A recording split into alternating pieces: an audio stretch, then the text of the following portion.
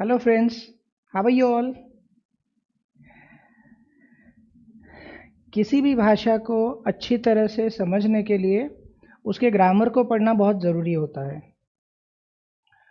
और English language में grammar में सबसे जो बेस टॉपिक है जिसके ऊपर पूरा ग्रामर टिका हुआ है वो है parts of speech. So today we are going to learn about different parts of speech of English grammar. But before we proceed, let's understand what do we mean by parts of speech. एक company का example लेते हैं। किसी भी company में अलग अलग departments होते हैं। अलग अलग डिपार्टमेंट्स में अलग अलग लेवल के लोग काम करते हैं और इन सभी लोगों को एक स्पेसिफिक ड्यूटीज और रिस्पॉन्सिबिलिटीज दिया गया होता है। इन सभी लोगों को एक स्पेसिफिक जॉब टाइटल दिया गया होता है। जैसे कोई मार्केटिंग मैनेजर होता है, तो कोई प्रोडक्शन सुपरवाइजर होता है, कोई अकाउंटेंट होता है, कोई सिक्योरिटी ऑफिसर होता है। इसी तरह किसी भी वाक्य में, किसी भी सेंटेंसेस में अलग अलग शब्द होते हैं और ये हर एक शब्द का एक स्पेसिफिक कार्य होता है, एक स्पेसिफिक रोल होता है और इस रोल के मुताबिक हर एक शब्द को एक स्पेसिफिक नाम दिया गया होता है जिसे हम कहते हैं पार्ट्स ऑफ स्पीच। तो आइए देखते हैं इंग्लिश ग्रामर में पार्ट्स ऑफ स्पीच कौन कौन से हैं। ये है सबसे पहला नाउन, उसके बाद प्रोनाउन, फिर बारी आती है एडजेक्टिव की। इसके बाद सबसे important part of the speech that is verb. Verb माने क्रियापद। जितने भी टेंसेस है इंग्लिश में वो सारे इसी वर्ब के बिना पर है। तो verb is a foundation for English tenses. Verb के बाद बारी आती है एडवर्ब की। एडवर्ब के बाद आता है प्रीपोजिशन, उसके बाद आता है कंजंक्शन एंड फाइनली इंटरजेक्शन। तो ये सारे पार्ट्स ऑफ स्पीच हम ये सेशन में आज पढ़ेंगे। पढ़ाने से पहले मैं आपको एक चीज बता दूं, you don't need to be the master of English grammar for cracking this particular entrance exam of CS. आपको किसी भी सेंटेंस में जो भी शब्द है उनको रिकॉग्नाइज करते आना चाहिए।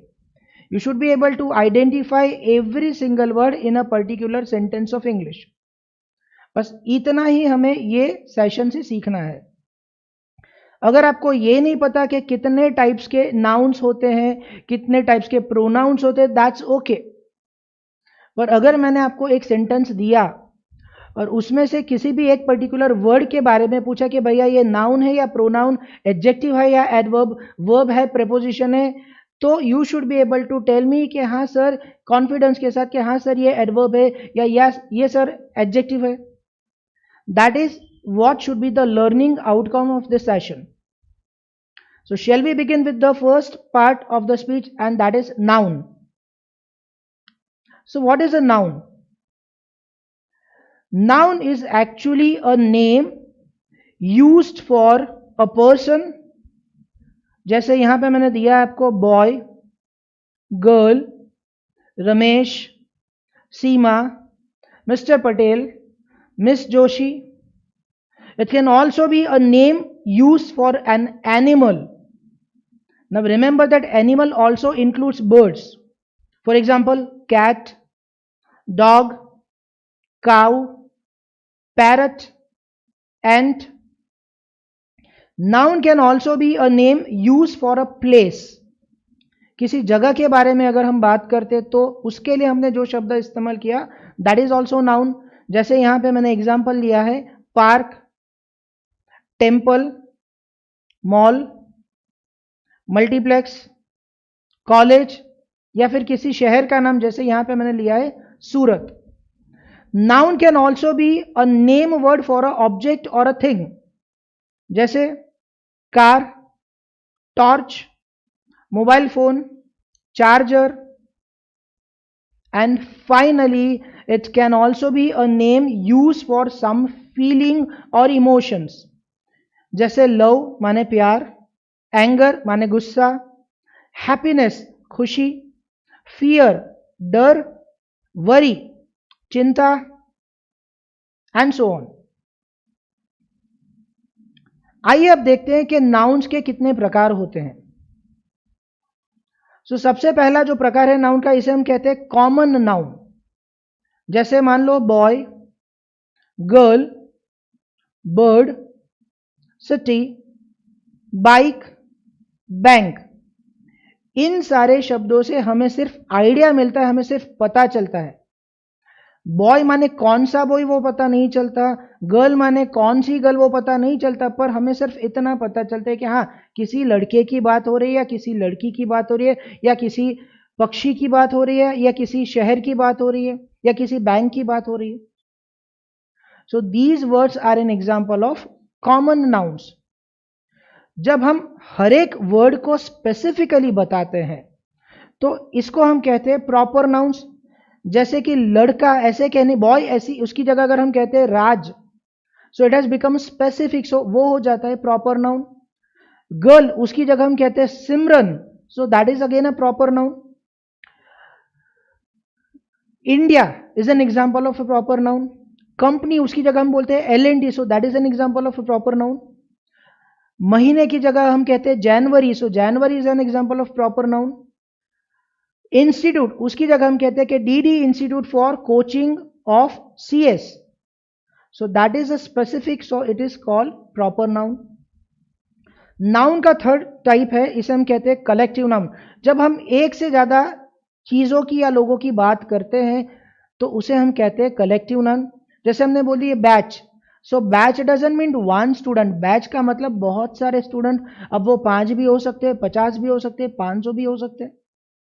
सो that is an example of a collective noun. Company ले लो, किसी भी कंपनी में जितने भी एम्प्लॉइज काम करते हैं, अब वो एम्प्लॉइज 20 भी हो सकते हैं, 2000 भी हो सकते हैं, but when you are taking it as a group, that is an example of a collective noun. University या फिर किसी कॉलेज की हम बात करते हैं, जैसे MS यूनिवर्सिटी, कम से कम यहाँ पे 10,000 स्टूडेंट पढ़ते होंगे, तो जब हम वो 10,000 स्टूडेंट्स कलेक्टिवली एक साथ उनकी बात करते हैं तो वो एग्जाम्पल हो जाएगा कलेक्टिव नाउन का. क्राउड बहुत सारे लोग कहीं पे जमा होते हैं, जैसे मान लो कहीं पे रास्ते पे एक्सीडेंट हो गया, बहुत सारे लोग इकट्ठा हो गए, तो वो जो क्राउड है that is an example of a collective noun. उसके बाद बारी आती है कॉन्क्रीट नाउन. अब कॉन्क्रीट नाउन का मतलब होता है वो सारी चीजें जिन्हें हम देख सकते हैं, छू सकते हैं. लाइक बुक, किताब को हम देख भी सकते हैं, हम उसे छू के महसूस भी कर सकते हैं. पेन, मैन किसी इंसान को हम छू सकते हैं, उसको देख सकते हैं. वाटर पानी, बर्गर, मुंह में पानी आ गया क्या, पर्स जिसमें हम पैसे रखते हैं. These all are the examples of concrete nouns, क्योंकि ये सारी चीजों को ना ही हम सिर्फ देख सकते हैं पर हम इन्हें छू भी सकते हैं. You can not only see them, you can also touch them. अब concrete noun के बाद बारी आती है, थोड़ा सा मुश्किल है, abstract noun. Abstract noun माने वो सारी चीजें जो हम महसूस कर सकते हैं, which we can feel or experience, but we cannot see them through naked eyes, we cannot touch them. हम आंखों से इन्हें देख नहीं सकते, हम इन्हें छू नहीं सकते. जैसे ज्यादातर इमोशंस या फीलिंग्स वो ये कैटेगरी में आती है. जैसे मैंने बोला लव प्यार, फियर माने डर, जेलसी किसी की जलन, ऑनेस्टी सच्चाई, फ्रीडम स्वतंत्रता, काइंडनेस उदारता. ये सारे गुण होते हैं इंसान के, ये सारी इमोशंस होती है जिन्हें हम फील कर सकते हैं, एक्सपीरियंस कर सकते हैं, महसूस कर सकते हैं, हम इन्हें छू नहीं सकते. So these are known as abstract nouns. इसके बाद आता है काउंटेबल नाउन्स. काउंटेबल नाउन्स माने वो सारी चीजें जिन्हें हम 1 2 3 4 ऐसे गिन सकते हैं. जैसे book, you can count 1 book, 2 books, 3 books and so on. Pen you can count. Students you can count 5 students, 10 students, 50 students. Car you can count 1 car, 2 cars, 3 cars, 5 cars, 10 cars. laptops you can count. So these all are the things or objects which you can count as 1 2 3 4 and so on. अब जो last category रहता है इसे हम कहेंगे uncountable nouns. Countable noun से बिल्कुल विपरीत ऐसी चीजें जिन्हें हम काउंट नहीं कर सकते, जिन्हें या तो हम नाप सकते हैं या फिर हम उसको वेई कर सकते हैं, जिसका हम वजन कर सकते हैं. जैसे मिल्क ले लो, दूध. दूध को क्या हम काउंट कर सकते हैं? 1 दूध, 2 दूध, 3 दूध? बिल्कुल नहीं. इसे हम मेजर कर सकते हैं, जैसे आधा लीटर दूध, 1 लीटर दूध. शुगर ले लो, शक्कर. कभी क्या हम दुकान पे जाके दुकानदार को बोलते भैया 2 शक्कर दो या 5 शक्कर दो? नहीं, हम उसे कहते हैं कि 2 किलो शक्कर दो, 5 किलो शक्कर दो. तो यहां पे 1 2 3 ऐसे काउंटिंग पॉसिबल नहीं होता. लो प्यार दे दो, मतलब प्यार की बात ले लो. क्या हम बोलते हैं कि मैं उसे 1 प्यार करता हूं, वो मुझसे 50 प्यार करती है? अजीब लगता है ना. इसको हम काउंट नहीं कर सकते. उसी तरह किसी की केयर करते तो हम उसे काउंट नहीं कर सकते. 1 केयर, 2 केयर, 3 केयर ऐसे काउंट नहीं कर सकते. म्यूजिक को हम काउंट नहीं कर सकते. हम गानों को काउंट कर सकते हैं, जैसे 1 गाना, 2 गाना, 3 songs, 5 songs. You cannot count music as 1 music, 2 music, 3 music. You can count rupees, that is currency. You can count dollars, you can count euro and pounds. You cannot count money. You cannot count money as 1 money, 2 money, 3 money. So that is also an example of uncountable nouns. So nouns माने name given to a person, a thing or an object, a place, a feeling and so on. अब noun के बाद जो दूसरा important aspect है इसे हम कहेंगे प्रोनाउन. प्रोनाउन माने क्या? तो प्रोनाउन माने वो शब्द जो हम नाउन की जगह पे यूज करते हैं. अब ये क्वेश्चन होगा कि नाउन अगर जब है तो उसकी जगह किसी और शब्द को क्यों यूज करने का. I will show you an example. एक एग्जांपल देखिए. यहां पे एक सेंटेंस है, रोहित वर्क्स विथ रिया. रोहित रिया के साथ काम करता है. Rohit likes working with Riya. Rohit को रिया के साथ काम करना पसंद है.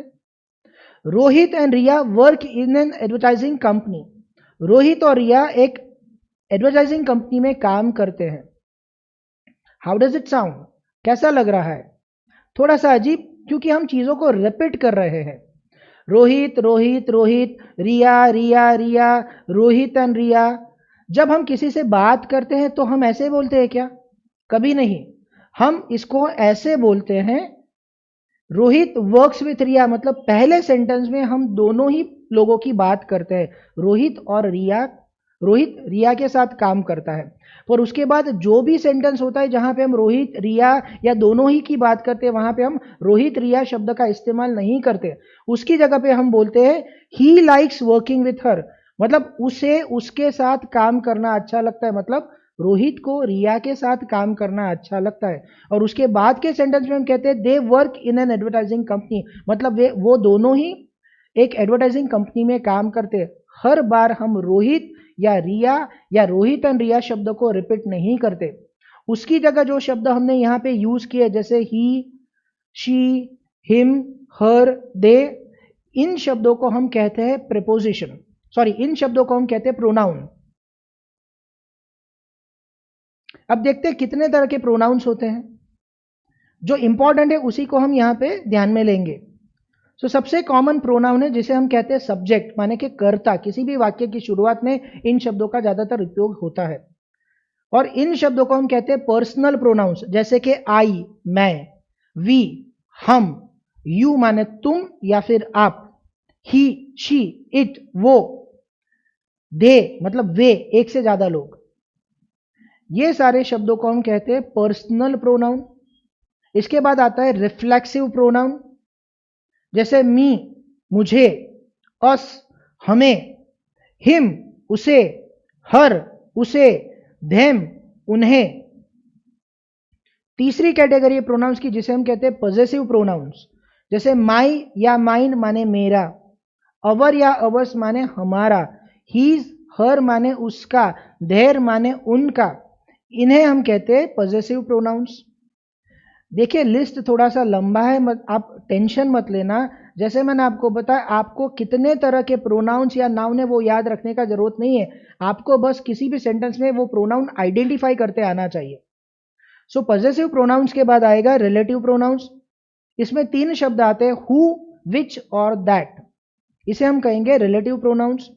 उसके बाद आते हैं डेमोन्स्ट्रेटिव प्रोनाउंस, माने किसी भी चीज को दिखाने के लिए जब हम शब्द इस्तेमाल करते हैं, जैसे दिस एक चीज है तो, एक से ज्यादा है तो दीज, दैट माने वो, एक से ज्यादा है तो दोस, इन शब्दों को हम कहते हैं डेमोन्स्ट्रेटिव प्रोनाउंस। उसके बाद आते हैं इंट्रोगेटिव प्रोनाउंस, जिनका उपयोग हम नॉर्मली प्रश्न पूछने के लिए करते हैं, जैसे who, what, why, when, where, which, whose and so on. Interrogative pronouns के बाद आता है इनडेफिनेट प्रोनाउंस। इसमें हम शब्दों का इस्तेमाल करते हैं जैसे कि some, any, each, every, few, many and so on. And finally there is a category called reciprocal pronouns, जहां पे हम शब्दों को जोड़ी में यूज करते हैं, जैसे each other, one another and so on. In short, pronoun is a word which we use in place of a noun, just to avoid the repetition and sound unnatural. Third type of part of speech is known as adjective. अब adjective क्या होगा? Whenever we wish to give any extra information about a noun or pronoun, the word that we use is known as adjective. मतलब किसी भी शब्द, किसी भी noun या प्रोनाउन के बारे में हम कुछ एक्स्ट्रा इंफॉर्मेशन देना चाहते हैं, तो जो शब्द का हम इस्तेमाल करते हैं उसको हम कहते हैं एडजेक्टिव। जैसे एग्जांपल लेते हैं हम, यहां पे सेंटेंस है Manoj is a boy, Manoj एक लड़का है। बस इससे ज्यादा मनोज के बारे में हमें ये सेंटेंस में कुछ भी पता नहीं चलता।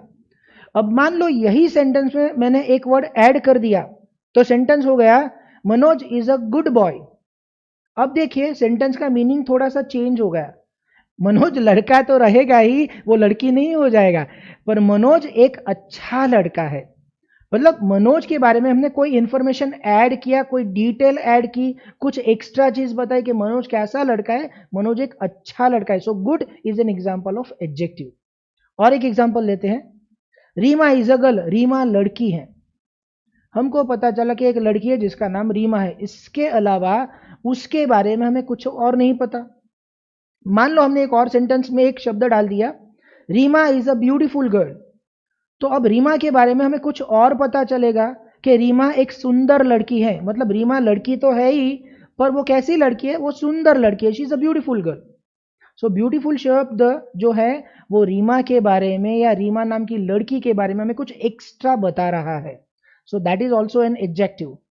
और एग्जाम्पल लेते हैं, Maharana Pratap was a king, Maharana Pratap एक राजा थे, सभी को पता है। सर इसमें आपने अलग क्या बोला, एक शब्द ऐड कर देते हैं, Maharana Pratap was a brave king, मतलब महाराणा प्रताप एक बहादुर राजा थे। तो यहां पे एक शब्द हमने ऐड किया नाउन के आगे जो कि था किंग, हमने लगा दिया ब्रेव, तो हो गया ब्रेव किंग, मतलब बहादुर राजा। राजा नहीं, सिर्फ राजा नहीं, बहादुर राजा। तो ये हो गया एडजेक्टिव। अब एडजेक्टिव के बाद जो शब्द आएगा वो बहुत ही इंपॉर्टेंट है, जैसे मैंने अगर आपको पहले बताया था, और वो शब्द का नाम है वर्ब। वर्ब इसे हम कहते हैं क्रियापद। क्रियापद क्या करता है, वर्ब शोज एन एक्शन और अ स्टेट, स्टेट माने सिचुएशन। देखते हैं, एक्शन माने कार्य। जैसे सेंटेंस है Rahul plays football twice a week, Rahul हफ्ते में 2 बार फुटबॉल खेलता है। अब यहां पे जो शब्द है प्लेस, वो क्रियापद है, वो वर्ब है, क्योंकि उस पर से वो शब्द से हमें पता चलता है कि कौन सी क्रिया हो रही है। क्रिया है खेलना, प्ले। तो वेन यू से राहुल प्लेस, आप बता रहे हो कि राहुल क्या कर रहा है, राहुल फुटबॉल खेल रहा है या राहुल फुटबॉल खेलता है। सो खेलना, that is a physical action. So place is a word which tells you about a physical action, so it is called a verb. One more example, Maitri watched a web series last night, मैत्री ने कल रात को एक web series देखी थी। अब कौन सी वेब सीरीज देखी है वो यहां पे नहीं दिया, that's okay, we are not concern with that, we are concern with the word watched. Watch माने देखी थी, देखना, that's a physical action where you use your eyes. तो watched is a word that tells you about some physical action, so it is known as verb. One more example, we are going to Mumbai next week, हम अगले हफ्ते मुंबई जा रहे हैं। Go is a word that tells you about a physical action, जाना माने एक जगह छोड़कर दूसरी जगह जाना, that can be a temporary visit, so that indicates a physical action, so यहां पे गोइंग इज अ वर्ब। अब ये तीन जो हमने एग्जांपल देखे that was about physical action, जहां पे कोई कार्य हो रहा है या होने वाला है या हुआ था, जिसके बारे में हमने बात की। अब हम जो वर्ब देखने जा रहे हैं उसको हम कहते हैं स्टेट वर्ब, माने situation, it shows the situation. जैसे एक सेंटेंस है, I am at Ahmedabad today, मतलब मैं आज अहमदाबाद में हूं। अब यहां पे कौन सी क्रिया की बात हो रही है भैया, कौन सी फिजिकल एक्शन यहां पे हम बता रहे, एक भी नहीं।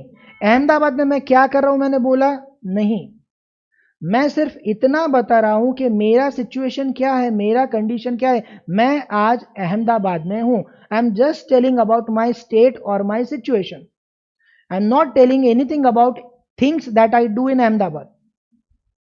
सो this is an example of a state verb. तो यहां पे स्टेट वर्ब कौन सा है, am, is, am, are, was, were, shall be, will be, ये सारे स्टेट वर्ब्स के एग्जाम्पल है।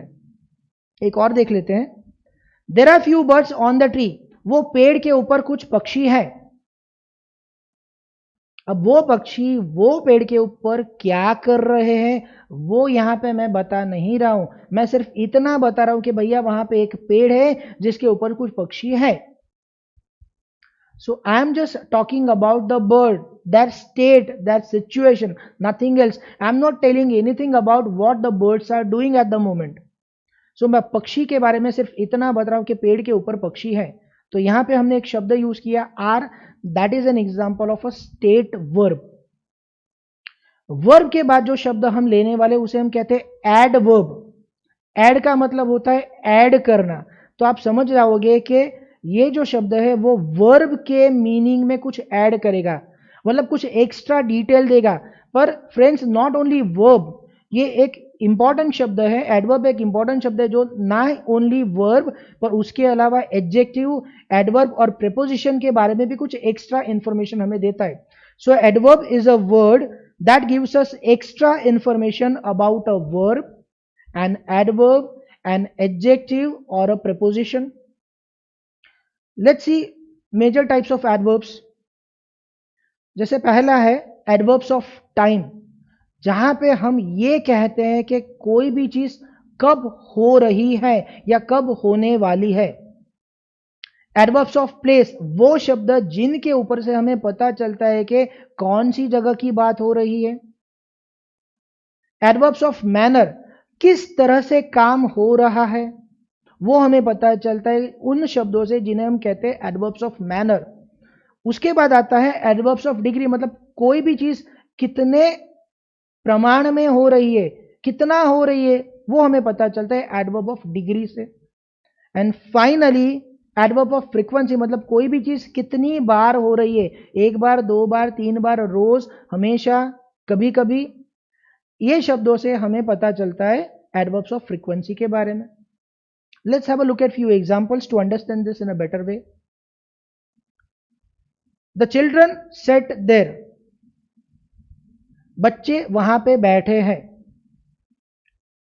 ओके, अब ये जो सेंटेंस है, ये सेंटेंस में एडवर्ब कहां है। मानिए मैंने आपसे प्रश्न पूछा कि बच्चे कहां बैठे, तो आप क्या बोलोगे, सर वहां, मतलब बच्चे वहां बैठे। तो वहां वाला जो शब्द है, कौन सा शब्द, देर, वो क्या हो गया हमारा एडवर्ब। अब मान लीजिए मैंने किसी से प्रश्न पूछा कि do you go to school every day, क्या आप रोज स्कूल जाते हो। तो यहां पे मैं उनसे क्या पूछ रहा हूं, मैं उनसे पूछ रहा हूं कि आप कितनी बार स्कूल जाते हो। आप रोज जाते हो, आप हमेशा जाते हो, आप कभी कभी जाते हो, आप बार बार जाते हो, आप कभी नहीं जाते हो। सो यहां पे कौन सा शब्द है जो मेरे क्वेश्चन का आंसर दे रहा है या मेरा क्वेश्चन क्लियर कर रहा है? ये शब्द है everyday. So everyday is an adverb. तीसरा सेंटेंस है आई क्विकली रैन डाउनस्टेयर्स, मैं जल्दी से नीचे भागा। अब अगर मैंने क्वेश्चन किया मैं कहां भागा, आप बोलोगे नीचे भागे।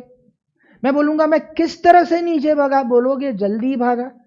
सो मतलब ये सेंटेंस में हमारे पास दो एडवर्ब है। पहला वाला एडवर्ब होगा डाउन स्टेयर्स, में कहां भागा, जवाब मिला नीचे भागा। दूसरा क्वेश्चन था मैं नीचे कैसे भागा, तो जवाब मिला क्विकली, मतलब जल्दी से भागा। मतलब कि ये सेंटेंस में दो एडवर्ब है, एक तो हो गया डाउन स्टेयर्स और दूसरा हो गया क्विकली। एक और एग्जांपल ले लेते हैं। She speaks English quite well, वो बहुत ही अच्छी तरीके से इंग्लिश बोलती है। अब मान लो भैया मैंने क्वेश्चन पूछा वो कैसे इंग्लिश बोलती है, आप बोलोगे अच्छे से। ठीक है, तो यहां पे एडवर्ब हो जाएगा वेल। मैं बोलूंगा भाई अच्छे से माने कितने अच्छे से, आप बोलोगे अरे सर बहुत अच्छे से। So quite is another adverb, मतलब ये भी सेंटेंस होगा जहां पे हमारे पास दो एडवर्ब है। जब मैंने पूछा कि वो कैसे इंग्लिश बोलती है, आपने बोला अच्छे से, सो वेल हो गया एक एडवर्ब। और दूसरा क्वेश्चन था कि भाई कितना अच्छा इंग्लिश बोल लेती है, बहुत अच्छा, ठीक ठीक बोल लेती है, आपने बोला सर बहुत अच्छा, quite well. So quite is also one adverb here. अब एडवर्ब के बाद हमारा जो छठा पोर्शन है पार्ट ऑफ स्पीच, वो हो जाएगा preposition. Preposition is a word that establishes relationship of a noun or pronoun with rest of the words in the sentence। मतलब कोई किसी भी वाक्य के अंदर जो नाउन या प्रोनाउन है उसका दूसरे शब्दों के साथ जो संबंध है, वो संबंध बताने वाले शब्द को प्रेपोजिशन हम कहते हैं। A word that shows a relationship of a noun or pronoun with other words in the sentence। Let's see कितने तरह के prepositions होते हैं। तो पहला प्रेपोजिशन इसे हम कहते हैं प्रेपोजिशन ऑफ टाइम, वो शब्द जिससे हमें टाइम के बारे में पता चलता है। प्रेपोजिशंस ऑफ प्लेस, इन शब्दों से हमें नाउन की जगह का पता चलता है कि नाउन कहां पे है। प्रेपोजिशंस ऑफ डायरेक्शन, मतलब नाउन प्रोनाउन, कोई भी बंदा है वो कहां मूव हो रहा है, मूवमेंट के बारे में, डायरेक्शन के बारे में हमें पता चल रहा है। तो ये कुछ प्रेपोजिशंस है। अब हम प्रेपोजिशन का एग्जाम्पल लेंगे। सो पहला सेंटेंस है there is a pen in my pocket. यहां पे हमारे पास दो नाउन है, एक तो पेन और दूसरा पॉकेट। अब पेन और पॉकेट का रिलेशन मेरे को डिसाइड करना है कि पेन और पॉकेट के बीच में क्या रिलेशन है, तो इनको स्टैब्लिश करने के लिए मैंने शब्द यूज किया इन। तो इन शब्द इज अ प्रेपोजिशन, वो क्या बताए, पेन का पोजीशन बता रहे, पेन का प्लेस बता रहे कि पेन कहां पे, भैया मेरे पॉकेट के अंदर है, pen is in my pocket. दूसरा एग्जाम्पल ले लेते हैं। Some boys are playing on the ground, कुछ बच्चे मैदान पर खेल रहे हैं। अब बच्चे कहां खेल रहे हैं, उनका प्लेस पता करना है, तो आंसर होगा ऑन द ग्राउंड। ठीक है ना, तो ग्राउंड बच्चों के बारे में बता रहे कि बच्चे खेल रहे, तो कहां खेल रहे, मैदान के ऊपर। तो कनेक्शन एस्टैब्लिश हो रहा है ऑन से, सो ऑन हो गया यहां पे आपका प्रेपोजिशन। तीसरा सेंटेंस है we are standing opposite Red Fort, हम लाल किले के सामने खड़े हैं। अब हम और लाल किला, इनको अगर हमें इनके बीच में अगर रिलेशन बनाना है तो हमने शब्द यूज किया यहां पे अपोजिट। हम और लाल किला, हमारे अंदर संबंध क्या है, तो बोला सर आप लाल किले के सामने खड़े हो, वहीं पे खड़े रहना, हम अभी पहुंच रहे हैं। सो opposite is a word that is setting up a relationship between we and the red fort. So opposite is a preposition here. And finally I will go to Surat on Monday। अब ये जो sentence में सोमवार को सूरत जाऊंगा, यहां पे दो प्रेपोजिशन है। एक प्रेपोजिशन आपको बता रहा है कि कब होने वाला है काम, कब आप सूरत जाने वाले हो। दूसरा प्रेपोजिशन आपको डायरेक्शन बता रहा है कि कहां जाने वाले हो। सो यहां पे हमारे पास दो प्रेपोजिशन है, एक तो हो गया टू जो कि डायरेक्शन दिखा रहा है, टू सूरत, सूरत जा रहा है, और दूसरा है सोमवार को मतलब on Monday, which shows you the time कि कब आप सूरत जाने वाले हो। अब हमारा जो 7वां पार्ट ऑफ स्पीच है वो हो गया कंजंक्शन।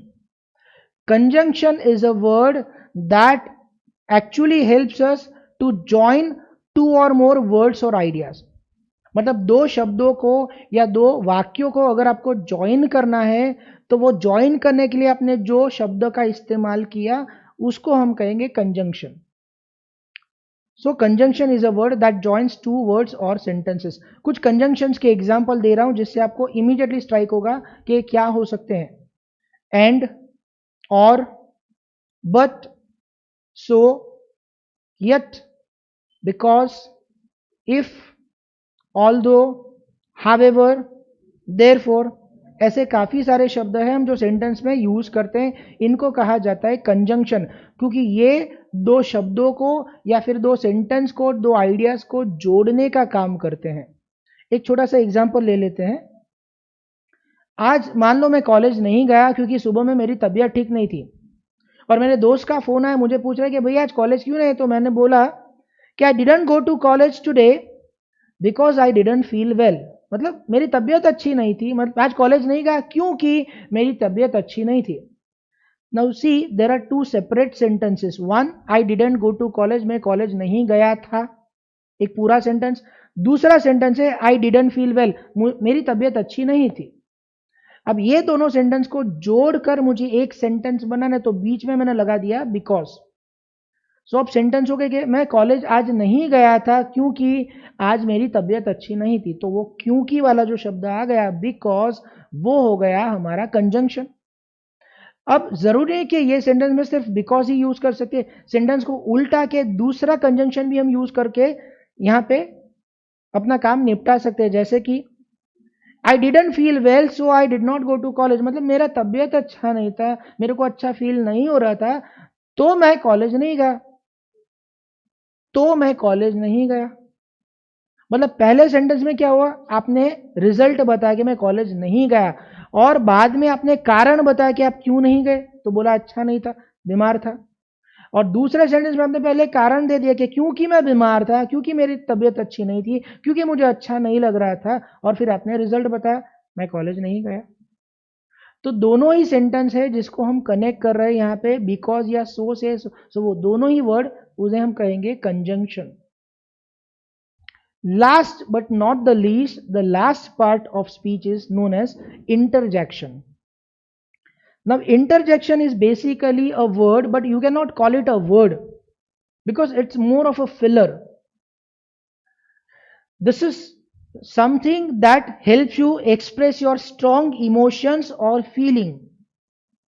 कई बार किसी से बात करने के टाइम पर हम भावुक हो जाते हैं और भावुकता में हमारे मुंह से कुछ शब्द निकल जाते हैं जिन्हें हम एक्सप्रेशन, स्ट्रॉन्ग एक्सप्रेशन या इमोशंस कहते हैं, जिन्हें इंग्लिश ग्रामर में कहा जाता है इंटरजेक्शन। ज्यादातर ये जो शब्द या ये जो फिलर्स है वो बातचीत में के दौरान यूज होते हैं, राइटिंग में हम इसका बहुत कम इस्तेमाल करते हैं। एग्जाम्पल देखते हैं, वाओ। अब हम वाओ कब कहेंगे, ज्यादातर जब किसी चीज को देखकर हमें सरप्राइज होता है, आश्चर्य होता है या हमें खुशी मिलती है, एक्साइटमेंट होता है तो बोलते हैं वाओ। जैसे मान लो किसी ने आके बोला कि देखो मेरा नया ड्रेस, वाओ कहां से लिया। किसी ने बोला यार मेरा फर्स्ट रैंक आया, वाओ कॉन्ग्रेचुलेशन, पार्टी दे दे। ठीक है ना, मतलब वो वाव एक्सप्रेशन एक पॉजिटिव फीलिंग के साथ जुड़ा है, वो ऑटोमेटिकली आ जाता है। सब कुछ पॉजिटिव नहीं होता, कई बार हमसे गलती हो जाती है और जब गलती का पता चलता है तो हम बोलते हैं oops. So oops is again a filler which is called interjection. कई बार क्या होता है कि हमें दर्द होता है तो हमारे मुंह से निकल जाता है आ या फिर आउच। चलते चलते पैर मुड़ गया, मुंह से निकल गया ouch. So that is not a word, that is a filler, that is an expression, it indicates that you are in pain, आपको दर्द हो रहा है। और फाइनली बहुत ही कॉमन इंटरजेक्शन जो हम रेगुलरली यूज करते हैं विच इज हाई या फिर hello. So these are the examples of interjection. So we have briefly learnt about different parts of the speech, which is the foundation of English grammar. Now let's have a quick recap of all the 8 parts of speech. सबसे पहले हमने पढ़ा noun के बारे में. Noun is a word which tells you about, it's a naming word about a person or a place or a thing or a feeling or an animal. उसके बाद हमने देखा pronoun. Pronoun is a word that we use in place of a noun, जैसे he, him, she, you, we, I. उसके बाद हमने देखा adjective. Adjective adds meaning to the noun or a pronoun, मतलब कुछ extra information इसके साथ हमें मिलती है, जैसे he is a brave boy, so brave is an adjective.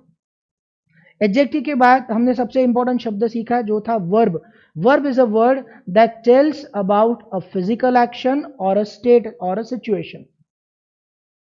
उसके बाद हमने देखा adverb. Adverb is a word that gives extra information about a verb और एन एडजेक्टिव और एन एडवर्ब और अ प्रीपोजिशन. एडवर्ब के बाद हमने देखे प्रीपोजिशंस, ऑन, इन, एट वगैरह शब्द. वो क्या करते हैं? दे setup a relationship of a noun or a pronoun with other words in the sentence. preposition के बाद हमने देखा conjunction, joining words, connecting words, जो कि दो सेंटेंस को जोड़ने के लिए हम यूज करते हैं, and, but, so, etc. And finally we talk about interjection. Interjections are the fillers, expressions that tells other person about our feelings and strong emotions. Ouch, ah, wow, these all are the examples of interjection. So I hope you must have learned something useful. Soon we are going to take a test. Till then, see you. Have a good day.